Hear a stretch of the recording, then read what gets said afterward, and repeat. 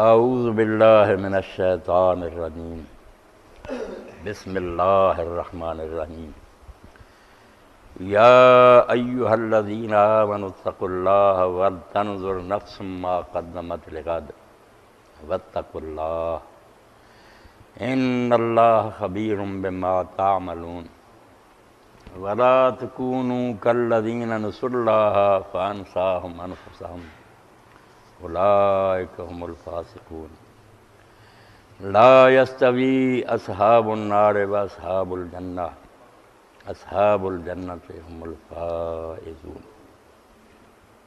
سورہ الحشر کی 18، 19 اور 20 تین آیات میں نے پڑھی ہیں۔ اللہ تعالیٰ نے ہم پر نعمت تمام کرتے ہوئے، جیسے دیکھنے کے لیے ایک آنکھ بھی گزارا اس سے ہو سکتا تھا مگر نہیں، اپنے فضل سے نعمت کامل کرتے ہوئے دو دنیا کی۔ اسی طرح ہدایت کے لیے قرآن مجید، اس میں بھی کمی کوئی نہیں، کتاب مبین ہے، یہ ہدی و نور، مگر اسی پر بس نہیں کیا، ساتھ رسول بھی دیتے۔ ہمیشہ کتاب آئی اور اس کے ساتھ ایک رسول آئے۔ اسی لیے سورہ النساء میں اللہ تعالیٰ نے دونوں بصیرت والی آنکھوں کا ذکر کیا، جاءکم برہان من ربکم وانزلنا الیکم نورا مبینا۔ ایک تو تمہارے پاس برہان آئی اور دوسری طرف نور مبین آیا۔ نور مبین کو اس جگہ سب نے مانا کہ یہ قرآن کی بات ہے کہ روشن کتاب ہے، یہ نور مبین ہے، برہان اللہ کے رسول ہے۔ جیسے علامہ اقبال کہتے ہیں نا، برہان کی تشریح بہت عمدہ کی، یہ راز کسی کو نہیں معلوم کہ مومن قاری نظر آتا ہے حقیقت میں قرآن۔ اللہ کے رسول چلتے پھرتے قرآن تھے۔ اسی لیے جب ایک آدمی نے سیدہ عائشہ صدیقہ رضی اللہ تعالیٰ عنہ سے پوچھا کہ رسول اللہ کا اخلاق کیا تھا، آپ کا چال چلن، کیریکٹر، سیرت کیا تھی، تو ام المومنین نے فرمایا کہ تم قرآن پڑھتے ہو؟ تو انہوں نے کہا ہاں پڑھتا ہوں۔ تو فرمایا کانا خلق القرآن، بس یہ سمجھ لو یہ کتاب کی شکل میں ہے، وہ چلتے پھرتے قرآن۔ رسول اللہ مجسم قرآن تھے۔ تو رسول کریم علیہ السلام کی زندگی بھی سراپا نور ہی ہے، یہ بھی نور ہے، حضور بھی نور ہی نور ہیں۔ اران الہدی بعد لما، حضرت عبداللہ بن رواحہ رضی اللہ عنہ نے نظم پڑھی آپ کی شان میں، تو اس میں کہتے ہیں اران الہدی بعد لما، ہم اندھے تھے، آپ نے ہمیں آ کر نہ سیدھا راستہ دکھا، روشن ہو گیا دین۔ اور آپ نے ایک حدیث پاک میں آخر زمانے فرمایا کہ میں تمہیں اس حال میں چھوڑ رہا ہوں کہ تمہاری رات اور تمہارا دن برابر ہے۔ ظاہری دن رات میں فرق ہے کہ رات کو روشنی نہیں ہوتی، دن کو۔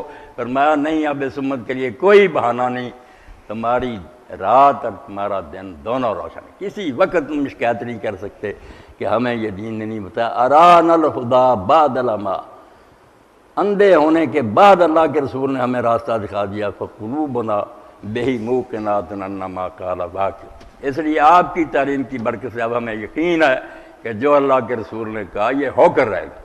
بعد میں جو کچھ آنے والی باتوں کی خبریں دی ہیں نا کہ جنت ہے، دوزخ ہے، حساب ہے، اللہ کی عدالت میں پیشی ہے، یہ سب باتیں بالکل آسمان کے سورج کی طرح روشن ہے، رہنے کوئی شک نہیں۔ تو قرآن پاک پڑھیں، رسول کریم علیہ السلام کی زندگی پڑھیں تو ہر جگہ روشنی روشنی نظر آتی۔ اور جو بات سرے کی ہے نا اللہ کے رسول علیہ السلام نے قرآن نے بتائی، جس کو نبأ عظیم کا، کہ خبریں تم بہت سنتے ہو، ان سے اثر بھی لیتے ہو، مگر سب سے بڑی خبر جو ہے نا جو اللہ کے رسولوں نے دیا، اس سے بڑی کوئی اطلاع نہیں، اور سب سے زیادہ فکر اسی کی ہونی چاہیے، وہ یہ ہے کہ اللہ کی عدالت میں پیشی ہونی ہے۔ مر کر تم مٹی نہیں ہو جاؤ گے، اور یہ دنیا کو کھیل تماشا نہیں کہ کوئی یہاں ظلم کرتا رہے، کوئی ظلم سہتا رہے تو برابر مٹی میں ہو جاؤ۔ یہ دنیا اللہ تعالیٰ نے کھیل نہیں بنائی۔ لوبتے خاک ساختن ہی نہ صدق خدائرہ۔ علامہ اقبال کہتے ہیں، جو کہتے ہیں اللہ نے یہ کھیل بنایا کہ بس رام لیلا مر جائیں گے مٹی، اور یہ مٹی کا پتلا بنا کر کھیل تماشے دیکھنا خدا کی شان نہیں ہے۔ وہ نہیں دیکھ رہا کہ لوگ ظلم کر رہے ہیں اور دوسری طرف سہ رہے ہیں تو بس برابر ہو جائیں، یہ خدائی نہ ہوئی اندھیر نگری، ایسا کبھی نہیں ہوگا۔ اللہ تعالیٰ بالکل ایک دن لائے گا جب پوری طرح عدل و انصاف ہو جائے گا۔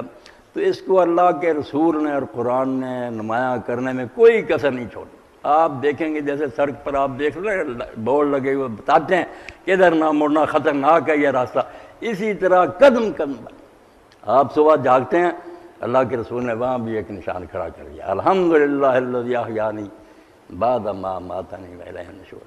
جس طرح اب رات ایک قسم کا تو مر گئے تھے، بے ہوش سے معطل سے سارے تمہارے حواس، مگر زندہ ہو کر بیٹھ کے آئے ہو، اسی طرح وقت آئے گا النشور، تم قبروں سے بھی نکل کر اپنے رب کی طرف چلے۔ اس وقت آنکھ کھلتے ہی یہ نا نوٹس لکھ دیا کہ وقت آنے والا جب تم اسی طرح اٹھو گے اور خدا کے سامنے پیش ہو جاؤ گے۔ تو حضرت براء ابن عازب رضی اللہ عنہ نے حضور کی زندگی کا ایک ورق ہم تک پہنچایا، جس کو امام ابن ماجہ نے اور امام محمد نے اپنی کتابوں میں نقل کیا۔ حضرت براء کہتے ہیں کہ بہت سی جماعت کے ساتھ سرکار رسالت میں آپ صلی اللہ علیہ وسلم جا رہے تھے، حضور جا رہے تھے، ہم بھی آپ کے ساتھ سے بڑی، تو آپ نے ایک طرف مجمع دیکھا تو نبی علیہ السلام اس طرف چل پڑے، ہم بھی پیچھے گیا تو دیکھا کہ لوگ جمع تھے اور قبر کھود رہی تھی، ابھی قبر مکمل نہیں ہوئی تھی، فوت ہو گیا تھا کوئی آدمی، قبر کھود رہے تھے۔ تو رسول کریم علیہ السلام مٹی پر بیٹھ گیا جو قبر سے نکلی تھی، تو کہتے ہیں حضرت براء میں سامنے کی طرف بیٹھ گیا کہ دیکھوں اللہ کے رسول کیا کرتے ہیں، تو میں نے دیکھا کہ نبی علیہ السلام کی آنکھوں سے ٹپ ٹپ آنسو گرے اور وہ مٹی جو تھی گیلی ہوئی، اور حضور نے اسے فرمایا اے اخوانی لمثل ھذا الیوم قائد، میرے بھائیوں یہ دن ہر ایک پر آنے والا ہے، اس کے لیے کوئی سامان تیار کرو، برائیاں چھوڑ دو، کچھ نیکیاں کما لو، ورنہ یہ دنیا جو نا رہنے کی جگہ نہیں، چلے جانے دو۔ اور بالکل ہم روز دیکھتے ہیں بڑے بڑے عزیز و اقربا جا رہے ہیں۔ یہ خبر ہمارے حلقے کے لیے بھی بڑی غمناک ہے کہ مولانا مختار گل صاحب جو جماعت کے امیر بھی رہے تحریک سے، وہ بھی فوت ہو گئے۔ تو ایسے موقعوں پر یہ عبرت کا سامان ہوتا ہے، یہ خبر سن کر چپ نہیں رہنا چاہیے، دیکھنا چاہیے کہ زندگی انسان کی ہے مانند مرغ خوشنوا، شاخ پر بیٹھا ذرا سا چہچہایا اڑ گیا، بس یاد ہی رہ جاتی، وہ بھی کبھی کبھی کسی دوست نہیں، ورنہ لوگ بھول جاتے ہیں، یاد بھی جو ہے نا ذہنوں سے نکل جاتی ہے۔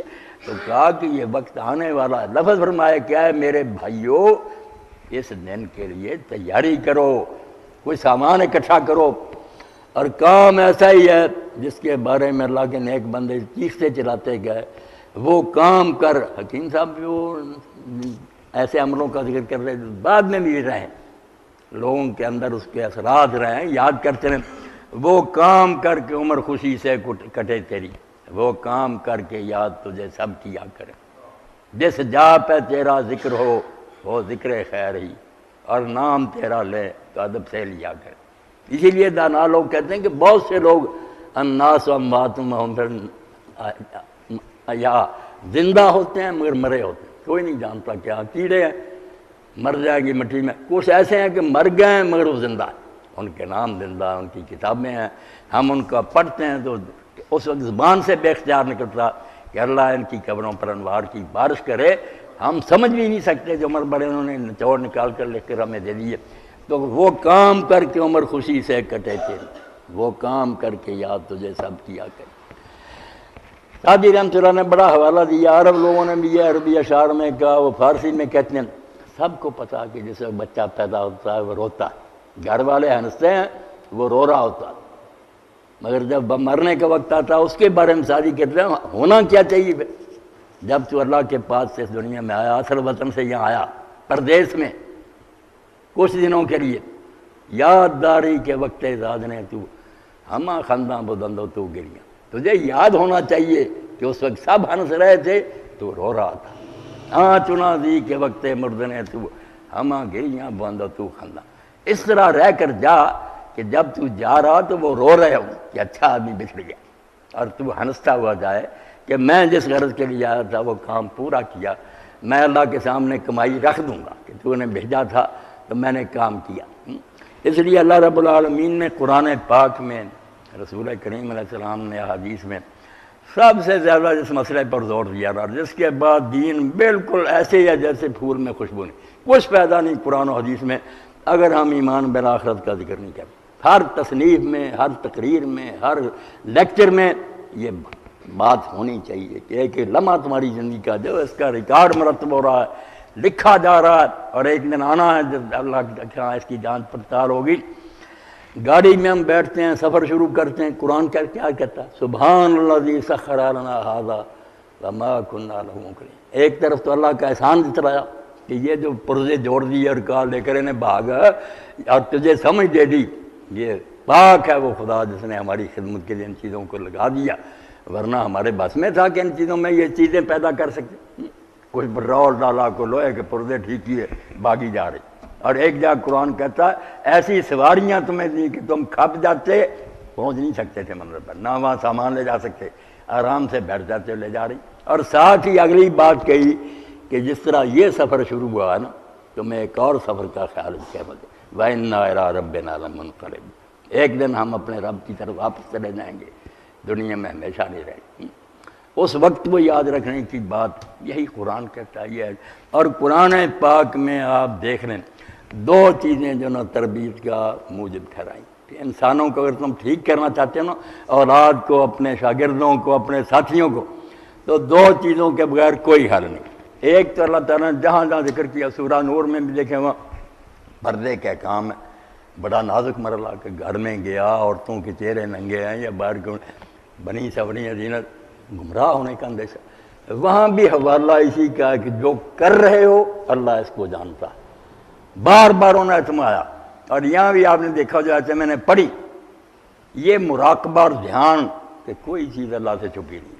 تم ہزار پردوں میں چھپ جاؤ, اللہ دیکھ رہا ہے, تمہاری کرپشن ہے اس کے علم میں ہے, دل کے راز بھی اس کو معلوم ہے. اور دوسری بات کہ صرف پتہ ہونے سے کچھ نہیں, اگر سمجھے کہ پتہ مگر نہیں, عدالت نہیں لگایا گیا, انصاف کوئی نہیں ہو, پھر بھی کیا کہ پتہ ہے پولیس افسروں کو پتہ ہوتا ہے کوئی نوٹس ہی نہیں ہے, فرمایا ایسا بھی نہیں. دن آئے گا, عدالت ہوگی, وہاں اپنے علم کے مطابق فیصلے کرے گا, کوئی سفارش اثر انداز نہیں ہوگی, کوئی اثر رسوخ نہیں ہوگی. تو اندیشہ فردہ جس کو ہم کہتے ہیں نا کہ کل کی فکر, یہ ہر انسان جس کو اللہ نے عقل دی ہے اس کے ہے. اس لیے دنیا کا میں کچھ جوڑ کر رکھتے ہیں کہ کل یار کو مصیبت ہے کیا ہوگا, انشورنس کے سلسلے نکال لیں اور نکالیں. واقعی صحیح باتیں ہیں کہ آدمی سوچتا ہے کہ کل ضرورت پیدا ہو سکتی. اندیشہ فردہ تو اللہ تعالیٰ بھی کہتا ہے جس طرح تمہیں یقین ہے کہ آج کے بعد کل آئے گا, یہاں بھی غد کا, اس دنیا کو آج سمجھو, اس کے بعد ایک کل آنے والا ہے, وہ آخرت ہے. فرماتا اللہ پاک یا ایھا الذین آمنوا, یہ خطاب بھی ایسا جس کے بارے میں حضرت عبداللہ بن مسعود رضی اللہ تعالیٰ عنہ فرماتے ہیں. حضرت ابن مسعود کو چھوٹے آدمی نہیں, خود حدیث میں فرمایا کہ 70 صورتیں تو قرآن مجید کی میں نے آپ کے پاس بیٹھ کر سب کے نام سے پڑھی, اور اگر مجھے علم ہو جائے کہ دنیا میں مجھ سے زیادہ کوئی قرآن جانتا تو میں بے شک اونٹوں کے جگر جلا کر وہاں پہنچوں نا, بھوکے مار کر وہاں پہنچے, مگر نہیں, مجھ سے زیادہ قرآن نہیں کوئی جانتا. تو وہ کہتے ہیں کہ جہاں تم سنو نا کہ آواز آئی قرآن میں یا ایھا الذین آمنوا, اے لوگو جو کہتے ہو کہ ہم اللہ کو مانتے ہیں, رسول کو مانتے ہیں, کتاب کو مانتے ہیں, آخر بھی سن لو. تو فرماتے ہیں اسی وقت اپنے کان پھر اس بات کی طرف لگا اور دیکھ کہ جو کہا گیا کرتا, تو جس سے روکا ہے وہ اس سے روک رہا ہے. اگر صرف سن لیا اور بات بس آیا گئی ہو گئی, یہ کوئی ایمان نہیں. آواز دی اللہ پاک نے کہ کافروں بے ایمانوں سے نہیں بات ہے, جو تم کہتے ہو نا کہ یہ سب چیزیں سچی ہیں. یا ایھا الذین آمنوا اتقوا اللہ, ڈرو اللہ سے, وَلْتَنْظُرْ نَفْسٌ مَّا قَدَّمَتْ لِغَدٍ, اور دیکھتا رہے ہر آدمی کہ کل کے لیے وہ کیا آگے بھیج رہا ہے. کل کا کہ بالکل جس طرح آج کے بعد کل آ جانا نا, اس طرح یقین جانو کہ مر کر معاملہ ختم نہیں ہوگا, کل کا دن آئے گا, وہاں تمہیں نا اپنی کی ہوئی ساری باتوں کا بدلہ ملے گا. ما قدمت, جو تم یہاں سے آگے بھیج رہے ہو. اور اسی کو اللہ کے رسول اللہ علیہ وسلم نے فرمایا عجیب معاملہ ہے کہ جب کوئی مرتا ہے لوگ اکٹھے ہوتے ہیں, کہتے ہیں ما خلف, یہ کیا چھوڑ گیا ہے, بیٹے کتنے ہیں, زمینیں, یہ ان کو یہ پڑی ہوتی. قالت الملائکۃ ما قدم, اور فرشتے یہ حساب کر رہے ہوتے ہیں کہ لے کر کیا آیا, جو چھوڑ آیا وہ پتہ نہیں وہ حرامزادے اچھا استعمال کریں گے برباد کر لیں, اس کے پلے کیا. اللہ بھی یہ کہتا ہے کہ ہر شخص دیکھتا رہے, آپ حساب کرتا رہے. اور اسی لیے امام ظفر صاحب فرماتے ہیں جو رات کو اپنا حساب کر کے نہیں سوتا وہ قیامت کے حساب میں پھر بہت مشکل میں پھنسے گا. مرد سوتے وقت دیکھو کہ آج کے دن کیا اچھے کام ہوئے, ان پر اللہ کا شکر ادا کرو, جو غلط ہو گئے ان سے معافی مانگ لو, پتہ نہیں صبح اٹھنا نصیب ہو یا نہ ہو. اور اسی لیے اللہ کے رسول علیہ السلام عشاء کی نماز سے پہلے سوتے نہیں تھے, اور بعد میں سوائے کسی دینی ضرورت کے باتیں نہیں کرنا اچھا نہیں سمجھتے, سو جاؤ. یعنی یہ نماز میں رکھی معافی مانگنے کی ہے, اسی لیے جتنی دیر سے یہ پڑھی جائے, باقی نمازیں ور وقت ہے, عشاء کا جتنی دیر سے پڑھنی جو ہو کرنا کر لو، آخر میں اللہ تعالیٰ سے منت سماج کر کے گناہوں کی معافی مانگ کر سو۔ تو کہا کہ آج کے بعد کل آئے گا، اس میں کوئی شک نہیں، اور یہ وقت تمہارے ٹالے ٹلے گا نہیں، بچ جاؤ اس برے وقت سے کہ اللہ کی عدالت میں پیش ہو، پھر چارہ کوئی نہیں ہوگا، وہاں پھر حساب کے وقت میں کوئی جان نہیں چھڑائے گا۔ حضرت شیخ قطب الدین بختیار کاکی رحمۃ اللہ فرماتے ہیں، دلا امروز کارے کن کے فردا رستگار آئے، اے دل آج کوئی اچھے کام کر لے کہ اس دن تو چھٹکارا پا جائے، مجرموں میں نہ ہو، جان چھوٹ جائے۔ دلا امروز کارے کن کے فردا رستگار آئی، بدیہا بیشتر کر دی نہ باشدین دانائی۔ تو روز گناہوں کے ڈھیرے اکٹھے کر رہا ہے، یہ عقل مندی کی بات نہیں، بہت بھاری ہو رہا ہے، کیا کرے گا پھر؟ اللہ تعالیٰ قرآن میں کہتا ہے کہ بہت برا بوجھ ہوگا جو ان پر لدا ہوگا، بیچارے مر رہے ہوں گے، اٹھایا نہیں جائے، گناہوں کی گٹھڑیاں ہوں گی نا۔ تو فرمایا کیا ہے، ایمان والو اگر مانتے ہو کہ اللہ رسول سچے اور یہ بات ٹھیک ہے تو پھر اللہ سے ڈر جاؤ۔ اللہ سے ڈرنا یہی ہے کہ نافرمانیاں چھوڑ دو، ہر کام میں اس کے حکم کے خلاف نہ کرو۔ وَلْتَنْظُرْ نَفْسٌ مَا قَدَّمَتْ غَدٍ، اور ہر آدمی دیکھتا رہے کہ وہ کل کے لیے آگے کیا بھیج رہا ہے۔ وَاتَّقُوا اللَّهَ، اللہ تعالیٰ سے ڈرو۔ دوبارہ پھر اس کو دہرا دیا۔ پہلا اتقوا اللہ تو ہے نیکیوں کے بارے میں، کہ نیکی کرتے وقت پوری طرح اللہ سے ڈرو کہ کوئی نیکی مجھ سے رہ نہ جائے، حکم کی خلاف ورزی نہ۔ یہ ہے اطاعت کا معاملہ، اسی کیا آگے نیکیاں بھیجو۔ آگے ہے کہ جو برائیاں کر رہے ہو، اقلاع عن المعاصی، ان گناہوں سے رک جاؤ، دونوں کام کرو، نیکیاں کرو، برائیوں کو چھوڑو، تب معاملہ ٹھیک ہوگا۔ اور جو میں نے بات عرض کی کہ اس کے لیے نسخہ اللہ کے پاس ہی ہے، یہی دہرایا اس نے کہ اللہ دیکھ رہا، ان اللہ خبیر بما تعملون، جو کچھ تم کرتے ہو اللہ کو اس کی پوری خبر ہے، کوئی چیز اس سے چھپی نہیں۔ اس لیے لوگوں سے تم جھوٹ بول سکتے ہو، بہانے بنا سکتے ہو، مگر اس سے کوئی پردہ نہیں۔ اور جن پر اس بات کا غلبہ ہو گیا، آپ دیکھتے ہیں تاریخ میں ایسی حیرتناک مثالیں آ گئی کہ 4 گواہ چاہیے زنا ثابت کرنے کے لیے کہ اس مرد عورت نے بدکاری کی، 4 قتل کے لیے بھی حالات 2 ہی ہیں، زنا بدنامی ہو جانی ہے، عورت زندہ مر جائے گی، کسی کی بیٹی تباہ ہو جائے گی۔ فرمایا یا 4 گواہ لاؤ کہ ان کو ختم کر دیا جائے، یا نہیں تو پردہ رہنے دو، نہ ذلیل و رسوا کرو۔ اور 4 بھی جنہوں نے ایک ہی وقت دیکھا، ایسا کیس کوئی بھی نہیں ثابت ہوا، نہ ہو سکتا۔ مگر حضرت ماعز رضی اللہ عنہ سے جب یہ گناہ ہو گیا، کوئی رپٹ درج نہیں ہوئی، کوئی پولیس نے ان کے خلاف کوئی کارروائی نہیں کی، خود حضور کے پاس آئے، یہ سمجھ آ گئی کہ اللہ دیکھ رہا، اور آ کر کہ اللہ کے رسول میں برباد ہو گیا، مجھے پاک کرو۔ اللہ کے رسول نے حالانکہ ترس کے آ کر فرمایا، پوچھا بھی نہیں کیا ہوا، کیا اجدا اللہ سے معافی مانگ، منہ پھیر لیا، وہ دوسری طرف آ گیا، پھر یہی بات، 4 طرف آپ نے منہ پھیرا اور کہتے رہ گئے اللہ سے معافی مانگ، نہیں ہٹا۔ 4 اقرار جب پورے ہو گئے تو آپ نے فرمایا منہ سونگو، بے ہوش تو نہیں ہے، کوئی شراب تو نہیں پی؟ لوگوں نے کہا نہیں، ٹھیک ہے۔ محلے کے لوگوں سے پوچھا کہ اس کی عقل میں کوئی فطور تو نہیں، سزا کتنی سخت ہے کہ یہ پتھروں سے اڑا دیا جائے گا؟ تو لوگوں نے کہا نہیں یا رسول اللہ، یہ ہمارے تندرست اور بالکل ٹھیک ٹھاک لوگوں میں سے ہے، مگر اس سے غلطی ہو گئی جس کی وجہ سے اب یہ سو نہیں سکتا۔ بے چین ہو گیا کہ اس طرح اگر میں خدا کے سامنے چلا گیا تو کیا ہوگا؟ تو رسول اللہ نے حکم دیا، پھر ان کو جب سنسار کیا گیا تو دوسرے یا تیسرے دن صحیح مسلم میں آتا حضور آئے تو لوگ بیٹھے ہوئے تھے، تازہ خبر تھی، کوئی کچھ کہہ رہا تھا، کچھ تو بعض لوگوں نے ہی کہا کہ یہ نہ ان حرکتوں سے باز آیا، اب دیکھو کس طرح کتے کی موت مرا، یہ لفظ کیا ہے؟ تو حضور نے فرمایا ایسا نہ کہو، اس کے لیے بخشش کی دعا کرو۔ ماعز ایسی توبہ کر کے مرا کہ اگر سارے مدینے پر وہ تقسیم کر دی جائے تو سب بڑے بڑے مجرم جو ہیں اور بخشے جائیں۔ کس بات کا نتیجہ تھا؟ اور اس کے بعد غامدیہ آئی، بی بی حاملہ تھی، اس نے بھی ابھی حضرت ماعز کا قصہ تازہ تھا، حضور سے آ کر یہی بات اپنی سنائی، آپ نے اس کو بھی کہا کہ جا توبہ کر، معافی مانگ۔ اس نے کہا اب یا رسول اللہ، ماعز کو بھی ٹالتے تھے مگر وہ آخر سزا بہت کم رہا، آپ بس مجھے سزا دیں، میں یہ کوئی سننا نہیں چاہتا۔ تو حضور نے فرمایا کہ تیرے پیٹ میں بچہ، اس کو مارنے کا ہمیں حق نہیں، جب یہ پیدا ہو جائے گا پھر آنا۔ کسی جیل میں بند نہیں کیا، کوئی ضامن نہیں لیا اس کا، نہ آتی کسی نے پیچھا نہیں کرنا تھا، پھر آئی، بچہ گود میں تھا کہ اللہ کے رسول یہ پیدا ہو گیا، اس کو اب کسی کے حوالہ کریں، مجھے پاک کریں۔ تو پھر حضور نے فرمایا کہ نہیں، دودھ اس کو پلا، جب یہ دودھ چھوڑے گا پھر آنا، پھر سزا دیں گے۔ تو حیرانی کی بات ہے کہ اس نے بہت جلدی اس کو کھانے پر لگایا، ٹکڑا روٹی کا اس کے ہاتھ میں دیا بچے کے، لے کر آئے، کہا یا رسول اللہ اب یہ روٹی کھانے لگا، کسی کے حوالے کرے، آپ مجھے پاک کر۔ جب اس کے خون کے چھینٹے کو زمین میں گاڑ پر اس کو پتھر مارے نا تو چھینٹے آئے، تو ایک صحابی نے لعنت کر دی، حضور نے فرمایا تم لعنت کر رہے ہو، اللہ کے بندے، اس نے تو وہ توبہ کی، وہ جنت کی نہروں میں تیر رہی ہے، تم اس کو لعنت کر رہے ہو۔ تو یہ سارا نتیجہ اسی کا تھا کہ لوگوں کے دلوں میں یہ بات بیٹھ گئی۔